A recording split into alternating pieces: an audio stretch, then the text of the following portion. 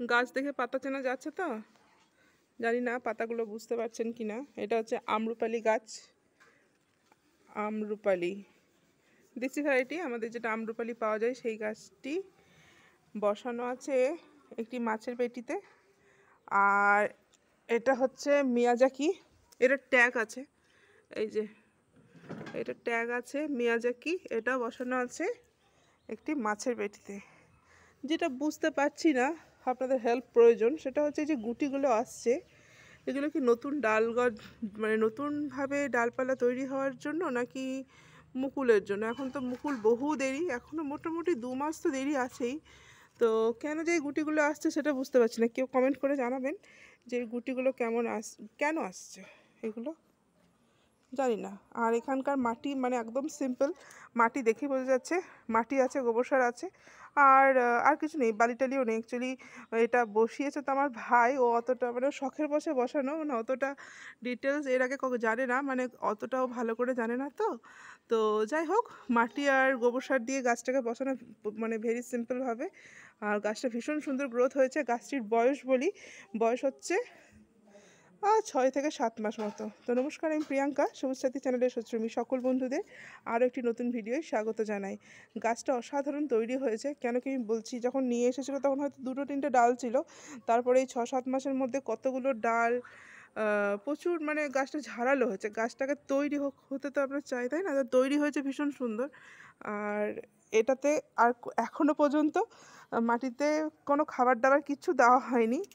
শুনলাম মায়ের কাছে আমি, যে মিয়াজাকি ম্যাঙ্গো, তো ট্যাগ লাগানো একদম।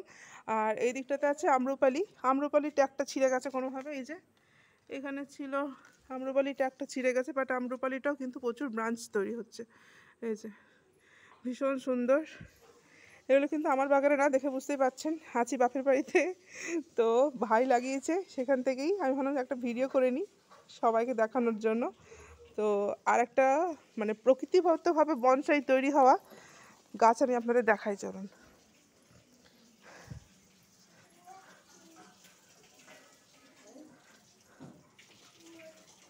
জাস্ট ফর ওয়েট, এই যে এইটি আমি প্রকৃতিগতভাবে কেন বলছি, কেন কি মানে মা বা ভাই বনসাই তৈরি করার জন্য কিন্তু গাছটা বসায়নি। মানে কোথাও থেকে শুনেছিল যে বট গাছ বাড়িতে রাখা ভালো, পূর্ব দিকে রাখা ভালো, মানে বাস্তু হিসাবে ভালো আর কি। তো যাই হোক, তো সেই জন্য মা, বট গাছ তো মাটিতে বসানো যাবে না, বৃক্ষ হয়ে যাবে, তাই টবে গাছটিকে বসানো হয়েছিল। তারপরে না রিপোর্টিং করা হয়েছে, না কোনো খাবার দেওয়া হয়েছে, মানে এত কিছু তো জানে না, তাই কিছু করে শুধু মাঝে মাঝে একটু করে জল দিয়ে দেয়। তো প্রকৃতিগতভাবে, আর হ্যাঁ, যখন খুব বেড়ে গেছিলো একটু কাটিং করে দিয়েছিল বর্ষার আগে কাটিং করেছিল মা, হ্যাঁ বর্ষার আগে কাটিং করেছিল। তার ফলে বর্ষার বৃষ্টির তো জানেন কি পরিমাণে মিনারেলস থাকে বৃষ্টির জলে, তো বৃষ্টির জল পেয়ে গাছটি অসাধারণ সুন্দর হয়েছে। এবার এটাকে যদি আমি বনসাই লুক দিতে চাই তাহলে আমাকে প্রচুর পাতা কেটে ফেলতে হবে, এত পাতা রাখলে তো চলবে না। আর বনসাই বলছি এই কারণের জন্য, কেন কি দেখুন ওপর থেকে ঝুড়ি নেমেছে, দেখেছেন? দাঁড়ান, এই যে দেখুন ওপর থেকে ঝুড়ি নেমেছে। আর কি বলবো, এই যে দেখুন গদি, মানে একদম গদি তৈরি হয়ে গেছে। এটা বনসাই টবও না, এটা হচ্ছে একটা 7 ইঞ্চি সাইজের মাটির টব। আর এই যে শিকড়গুলো তৈরি হয়েছে, মা যখন প্রচুর শিকড় মানে এর মধ্যে হয়ে যায়, তখন মা কী করে নিচ থেকে শিকড়টা কেটে দেয়, মানে টবের নিচ থেকে, রিপোর্টিং করে না, মানে এত কিছু প্রসেস জানিও না। তো এটা প্রকৃতিগতভাবে তৈরি হওয়া বনসাই, তাই না? আমাদের তাই মনে হচ্ছে। আপনাদের কি মনে হচ্ছে কমেন্টে জানাবেন। আর ভীষণ সুন্দর তৈরি হয়েছে গাছটা, খুব ভালো লাগছে দেখতে একদম।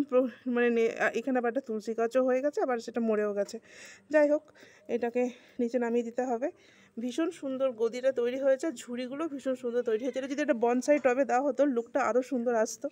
আর এত পাতা যদি কেটে দেওয়া হতো, তাই না? যারা বনসাই বিজ্ঞ, অনেক বেশি জ্ঞানী, তারা তো দেখে বুঝতেই পারছেন গাছটা কি সুন্দর উপযুক্ত হয়েছে একদম বনসাই, মানে বনসাই পটে যাওয়ার জন্য।